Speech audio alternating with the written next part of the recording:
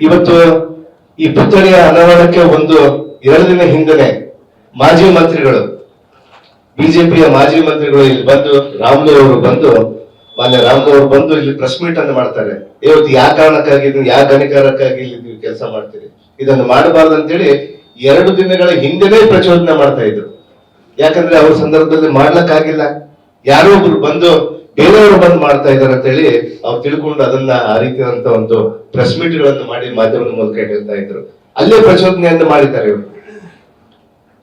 ಆದ್ರೆ ಇವತ್ತು ಮಹರ್ಷಿಯವರು ದಾರ್ಶನಿಕರು ಇವತ್ತು ಯಾರು ಸುತ್ತಲ್ಲ, ಒಂದು ಸಮಾಜಕ್ಕೆ ಸೀಮಿತವಾಗಿರುವಂತಹ ವ್ಯಕ್ತಿ ಮಹರ್ಷಿ ವಾಲ್ಮೀಕಿ ಅಲ್ಲ, ಎಲ್ಲರೂ ಕೂಡ ಇವತ್ತು ಇದೇ ಮಹರ್ಷಿ ವಾಲ್ಮೀಕಿ ಪುತ್ಥಳಿಯನ್ನ ಭರತ್ ರೆಡ್ಡಿ ಅವರು ಕಳೆದ 1 ತಿಂಗಳಿಂದ, ನನಗೆ ತಿಳಿದಂಗೆ ಒಂದು 2 ತಿಂಗಳಿಂದ ಇದನ್ನ ಬಹಳ ದೊಡ್ಡ ಪ್ಲಾನ್ ಅಲ್ಲಿ, ಅಂದ್ರೆ ಕಳೆದ ಸಂದರ್ಭದಲ್ಲಿ ನಾವೆಲ್ಲ ಕೂಡ ಬೆಳಗಾವಿಯಿಂದ ಕೂಡ ಒಂದು ಪ್ಲಾನ್ ಮಾಡ್ಕೊಂಡು ಅದಕ್ಕೊಂದು ಬ್ಲೂ ಪ್ರಿಂಟ್ ಮಾಡ್ಕೊಂಡು ಯಾವ ರೀತಿ ಮಾಡಬೇಕು, ಯಾರ್ಯಾರನ್ನ ಕರೆಸ್ಬೇಕು, ಎಷ್ಟು ಚೆನ್ನಾಗಿ ಮಾಡ್ಬೇಕು ಅನ್ನುವಂತ ವಿಚಾರವನ್ನ ಬಹಳಷ್ಟು ಇಂಟ್ರೆಸ್ಟ್ ಇಂದ ಮಾಡಿದಾಗ ನಾನು ಕೂಡ ಹೇಳ್ತಾ ಇದ್ದೆ, ನಾನು ನೋಡಪ್ಪ ಆ ಸಮಾಜಕ್ಕೆ ಆ ಸಮಾಜದಲ್ಲಿ ಇರುವಂತ ವ್ಯಕ್ತಿಯಾಗಿ ನೀನ್ ಮಾಡ್ತಾ ಇದ್ರೆ ಅಂದ್ರೆ ನನಗ್ ಕೂಡ ಬಹಳಷ್ಟು ಸಂತೋಷ ಇದೆ, ಹೆಮ್ಮೆಯ ವಿಚಾರ ಅಂತ ಹೇಳಿ ನಾವೆಲ್ಲರೂ ಕೂಡ ಸಮಾಜದವರು ಎಲ್ಲರೂ ಕೂಡ ಕೇವಲ ವಾಲ್ಮೀಕಿ ಸಮಾಜ ಒಂದೇ ಅಲ್ಲ, ಎಲ್ಲಾ ಸಮಾಜದವರು, ಇದರಲ್ಲಿ ಮುಸಲ್ಮಾನರಾಗಿರ್ಬೋದು, ಲಿಂಗಾಯತರಾಗಿರ್ಬೋದು, ಕುರುಬ ಜನಾಂಗದವರಾಗಿರ್ಬೋದು, ದಲಿತರಾಗಿರ್ಬೋದು, ಅಲ್ಪಸಂಖ್ಯಾತರು, ಪ್ರತಿಯೊಬ್ಬರು ಕೂಡ ಸೇರಿ ವಾಲ್ಮೀಕಿ ಅವರನ್ನ ಬಹಳ ದೊಡ್ಡ ಮಟ್ಟದಲ್ಲಿ ನಾವು ಅನಾವರಣ ಮಾಡ್ಬೇಕನ್ನುವಂತ ವಿಚಾರವನ್ನು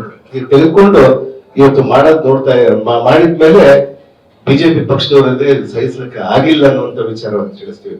ಅದಕ್ಕೆ ಮಾನ್ಯ ಮುಖ್ಯಮಂತ್ರಿಗಳ ಸಲಹೆ ಅಂತಾನೆ ಇವತ್ತು ಅದನ್ನ ತಾತ್ಕಾಲಿಕವಾಗಿ ಮುಂದೂಡ್ತಾ ಇದ್ದೀವಿ.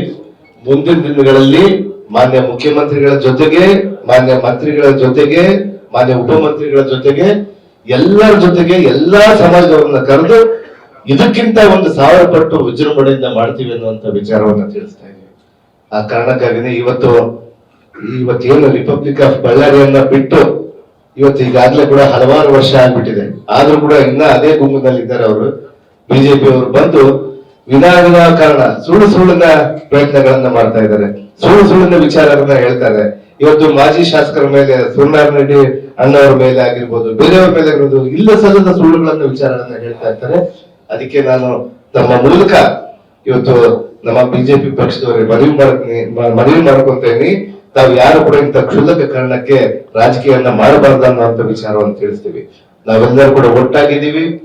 ಇವತ್ತಲ್ಲ ಮತ್ತೊಮ್ಮೆ ಎಲೆಕ್ಷನ್ ಬಂದ್ರು ಕೂಡ ನಮ್ಮ ಜಿಲ್ಲೆಯಲ್ಲಿ 5ಕ್ಕೆ 5 ಸ್ಥಾನ ಕೂಡ ಕಾಂಗ್ರೆಸ್ ಪಕ್ಷನೇ ಗೆದ್ದುಕೊಂಡೇ ಬರ್ತೀವಿ ಅನ್ನೋಂಥ ವಿಚಾರವನ್ನು ನಾವು ತಿಳಿಸ್ತೀವಿ. ಯಾಕಂದ್ರೆ ಅಷ್ಟು ಬಲಿಷ್ಠವಾಗಿರುವಂತ ನಮ್ಮ ಜಿಲ್ಲೆಯಲ್ಲಿ ಇವರು ಕುತಂತ್ರ ಆಟಗಳನ್ನ ನಡೆಯುವಲ್ಲ ಅನ್ನುವಂಥ ವಿಚಾರವನ್ನು ತಿಳಿಸಿ ಇವತ್ತು ಅದನ್ನ ಮುಂದೂಡಿಕೊಂಡು ಹೋಗ್ತೀವಿ ಅಂತ ಹೇಳಿ ಮಾನ್ಯ ಭರತ್ ರೆಡ್ಡಿ ಅವರು ಬಹಳಷ್ಟು ನೋವಿನಿಂದ ಹೇಳ್ತಾ ಇದ್ರು, ನಮ್ಮಲ್ಲಿ ನಮ್ಮ ಕಾಂಗ್ರೆಸ್ ಕಾರ್ಯಕರ್ತ ಹುಡುಗ ತೀರ್ಕೊಂಡಿದ್ದಾನೆ ಅನ್ನುವಂಥ ವಿಚಾರವನ್ನ ಬಹಳಷ್ಟು ದೊಡ್ಡ ಮಟ್ಟದಲ್ಲಿ ವಿಷಾದವನ್ನು ವ್ಯಕ್ತಪಡಿಸ್ತಾ ಇದ್ರು.